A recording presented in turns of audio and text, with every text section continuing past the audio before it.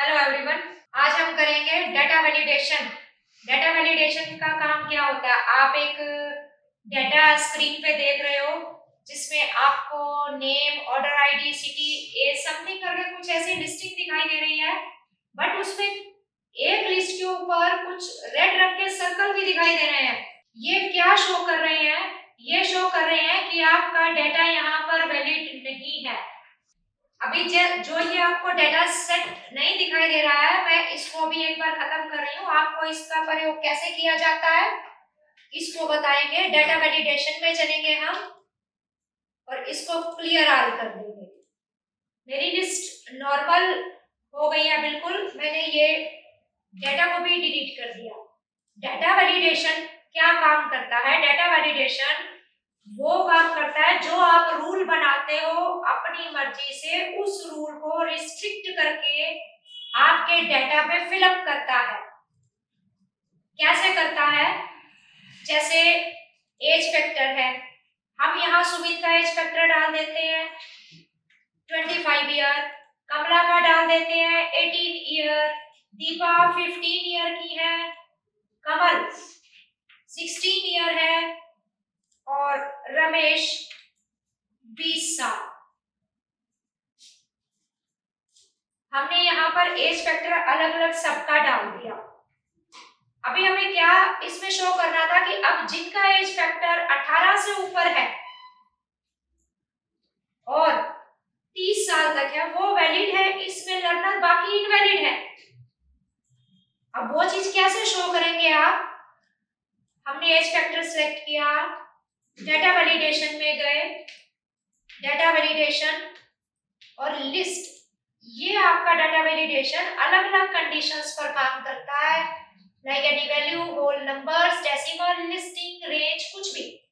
मैं आपको एक दो एग्जामिन करके अभी यहाँ दिखा रही हूँ।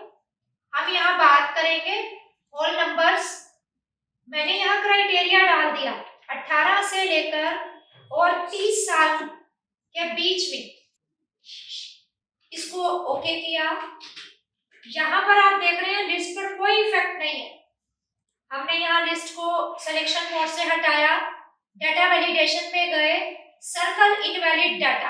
आपको यहाँ क्या दिखाई देता है? मैंने वहां पर रेंज भरी थी 18 से लेकर 30 के बीच में। मेरा जितने भी एज फैक्टर के लर्नर है वो सब वैलिड है। तो आप यहाँ देख सकते हो दो मेरे लर्नर ऐसे थे जो इनवैलिड है। इस तरह से हम अपना रूल सेट करके डाटा वैलिड कर सकते हैं।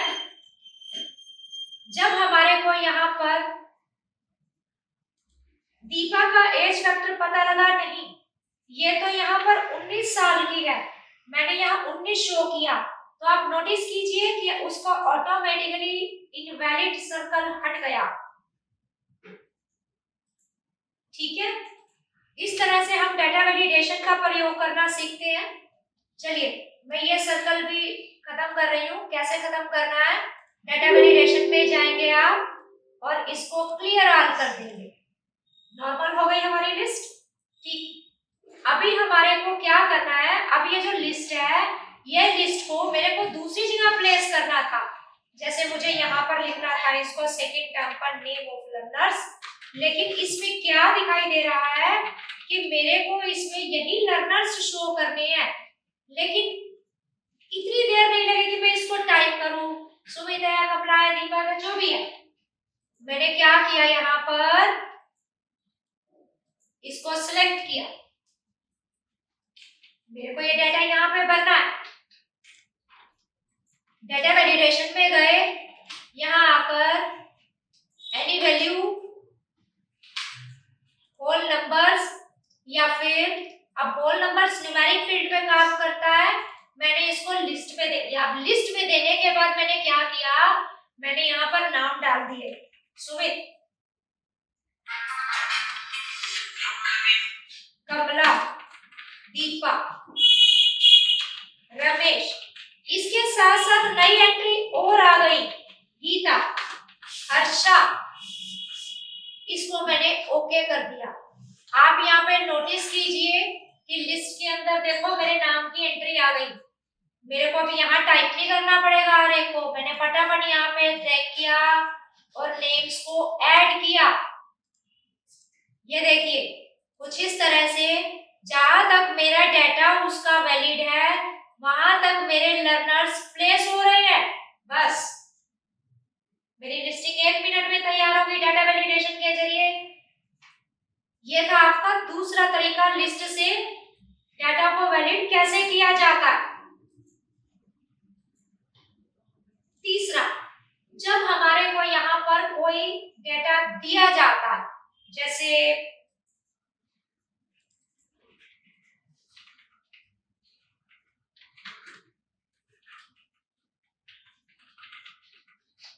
मैंने यहाँ पर माइंडक्यू इंस्टीट्यूट लिख दिया। इस माइंडक्यू इंस्टीट्यूट को मेरे को बताना है वैलिड है या नहीं है।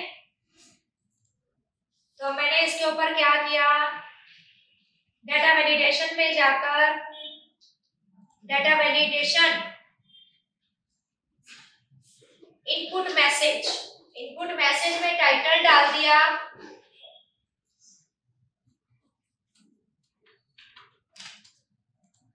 और यहां लिख दिया दिस इज वैलिड।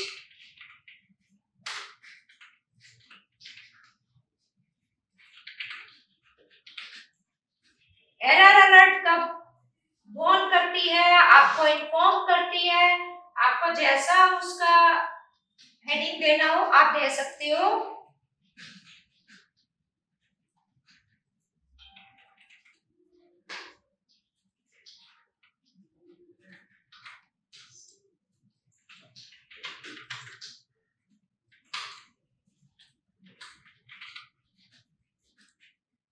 आप देख रहे हैं यहाँ पर, आप जैसे ही मैंने यहाँ पर अब कर्सर रखा तो मेरे को मैसेज छोड़ रहा है दिस इज वैलिड सेंटर। अगर राइट है उसके ऊपर लिख रहा है। जैसे ही मैंने यहाँ पर लिख दिया,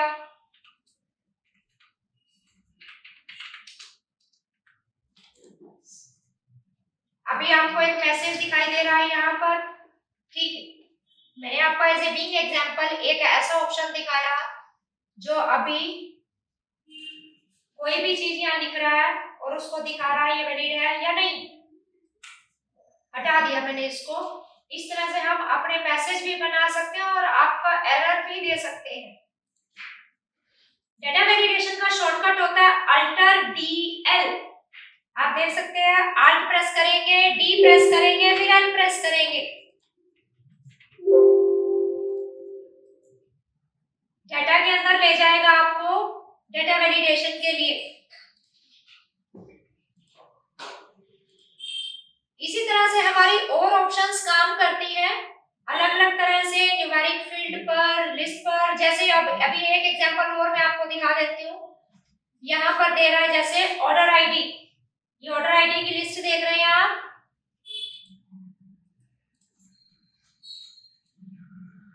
मेरी ये ऑर्डर आईडीज को मैं यहाँ से डेटा वैलिडेशन में ले जाकर as a being example set कर रही हूँ वैल्यू पर 1000 से लेकर और 1100 तक। ठीक है, आपको अगर इनपुट मैसेज देना आप दे सकते हो, नहीं तो कोई जरूरी नहीं है।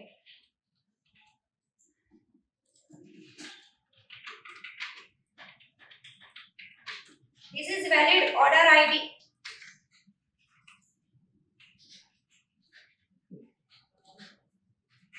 आप देख रहे हैं 1000 से लेकर मैंने 1100 तक डाला था इसमें मैसेज।